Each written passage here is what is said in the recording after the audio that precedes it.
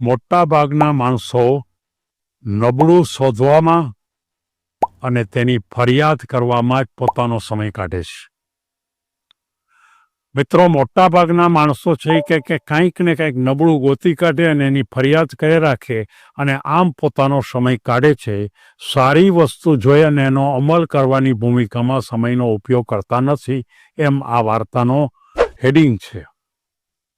તમે જોઈ શકશો કે આ અનુસંધાનમાં મારે એક વાર્તા બતાવી છે અને આ વાર્તા છે એ એક સંત જે કોઈ મોટા આશ્રમની અંદર યુવાનોને ચોક્કસ પ્રકારની તાલીમો આપતા, પણ તાલીમો આપતા પહેલા એ હંમેશા પહેલા 3 મહિના માટે એને મૌન રહેવા માટે એને કહેતા બધાને, અને 3 મહિના પછી 3 મહિના સુધી એ મૌન રાખે. પણ એમાં એક છૂટછાટ હતી કે દર અઠવાડિયે 2 શબ્દ બોલવા. 2 જ શબ્દો, 2 વાક્યો નહીં, દર અઠવાડિયે દરેકને છૂટ. અને 3 મહિના સુધી જો આ કરી શકે પછી એ તાલીમની શરૂઆત કરે. એટલે હકીકતમાં એ સંત માત્ર યુવાનોની ધીરજને તપાસવા માંગતા, કે જે ધીરજ હોય એને જ માત્ર શીખવાડવું એ એની વાત હતી. કોઈ એક યુવાન સંત પાસે આવે છે કે મારે તમારી પાસે શીખવું છે. તો કંઈ વાંધો નહીં, એ કે અહીંયા એક એવી શરત છે કે 3 મહિના સુધી તારે મૌન રાખવાનું છે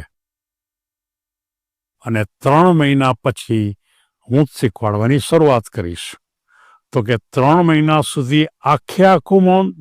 તો કે ના, દર અઠવાડિયે 2 શબ્દ બોલવા. પેલો કે કંઈ વાંધો નહીં, હાલો 2 શબ્દ બોલવાની વાત કરે છે ને એટલે કંઈ વાંધો નહીં આવે. એટલે એને શરૂઆત કરી. પહેલું અઠવાડિયું ગયું એટલે એમને એમ કીધું કે તારો 1 અઠવાડિયાનો સમય ગયો છે, એટલે તારે કોઈ પણ 2 શબ્દો બોલવા હોય તો તું બોલી શક. એટલે પેલા માણસે એમ કીધું કે 2 શબ્દ હું બોલું છું, જમવાનું ખરાબ.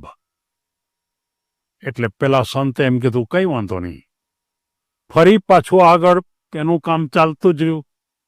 બીજે અઠવાડિયે ફરી વાર એ સંતે એમ કીધું કે તારે ફરી 2 શબ્દ બોલવાની છે. ત્યારે એમ કીધું કે સગવડતા અવ્યવસ્થિત. સંતે કીધું કંઈ વાંધો નહીં, મજા કર. હજી આગળ જવાનું કરે છે. ખૂબ ત્રીજું અઠવાડિયું થયું ત્યારે એણે એમ કીધું કે ત્રીજું અઠવાડિયું પૂરું થયું એમ કીધું કે સતત ગંદકી. આમ કરતા કરતા ચોથા અઠવાડિયે એમ કીધું કે ગમતું નથી. અને 5મા અઠવાડિયે એમ કીધું કે મારે જવું છે. ત્યારે સંત એમ કહે છે કે હવે તું જઈ શકશ. મિત્રો, આ વાર્તા નાની કેટલી છે, પણ એ યુવાનના મનમાં દરેક વખતે 2 શબ્દો કોઈ સારા આવ્યા જ નહીં. પહેલો શબ્દ એને એમ કીધો કે જમવાનું ખરાબ. બીજો શબ્દ એમ કીધું કે સગવડતા ઓછી. ત્રીજો શબ્દ એમ કીધો કે ગંદકી વધારે. ચોથો શબ્દ એમ કીધો ગમતું નથી. 5મો શબ્દ એમ કીધો કે મારે જવું છે. હવે એનો અર્થ એ થયો કે આ જિંદગીમાં એને પોતાને 2 શબ્દો બોલવા માટેની, સારા શબ્દો બોલવાની તક હતી. જો એ પહેલેથી જ 2 સારા શબ્દો બોલ્યો હોત, એટલે કે ત્યાં આશ્રમની અંદર કોઈ સારું જ નહીં હોય, આશ્રમની અંદર કોઈ ઉત્તમ ભૂમિકા જ નહીં હોય. આશ્રમમાં બગીચો હશે, સારામાં સારું કામ થતું હશે, બીજા રૂમ પણ હશે, ઘણા બધા સારા, ફરવાનું પણ સારું હશે, એકદમ જમીન રમવાની ભૂમિકા પણ સારી હશે. એમાંનું કંઈ ન કીધું એને. તમે જોઈ શકશો કે આ ભૂમિકા ઉપર સંત આપણને એક એવા પ્રકારની વાત કહે છે કે આ જિંદગીમાં મોટા ભાગના માણસો માત્ર ને માત્ર ખરાબ વસ્તુ જ ગોતે છે અને એનો સામે ફરિયાદ જ કરી રાખે છે. તમે જો આ યુવાને 5 વખત સુધી ખરાબ જ કીધું, એ ફરિયાદ જ હતી એની. ખરાબ કહીને ફરિયાદ કરે, જમવાનું ખરાબ, રહેવાનું સારું નહીં, આ બધી બાબતો. હજી તો એણે વધારે જો કર્યું હોત તો બીજા કેટલાય ખરાબ શબ્દો આવત.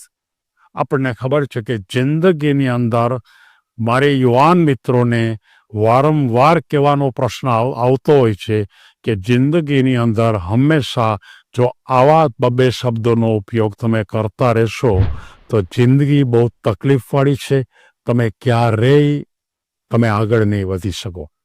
અમે છાત્રાલય ચલાવતા હોય ત્યારે છાત્રાલયમાં પણ વિદ્યાર્થીઓ હંમેશા જ્યારે શરૂઆત કરે છે ત્યારે નબળા શબ્દો જ મગજમાં ભરે છે અને આવા જ શબ્દો, અને પછી છાત્રાલયમાં એ શબ્દો એ ભણવા માટેની વાત કરવાને બદલે ઘરે જવા માટેની વાત કરે. આવા વિદ્યાર્થીઓની સંખ્યા મોટી હોય છે.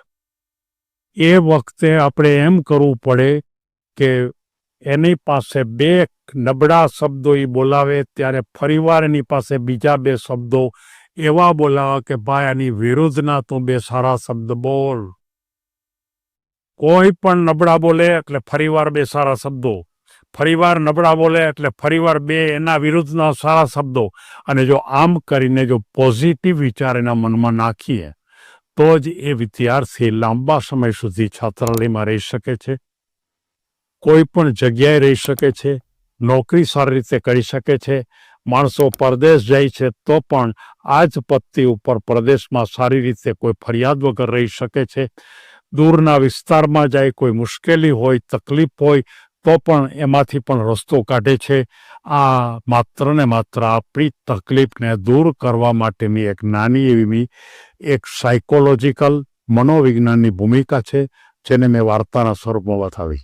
સૌને ધન્યવાદ.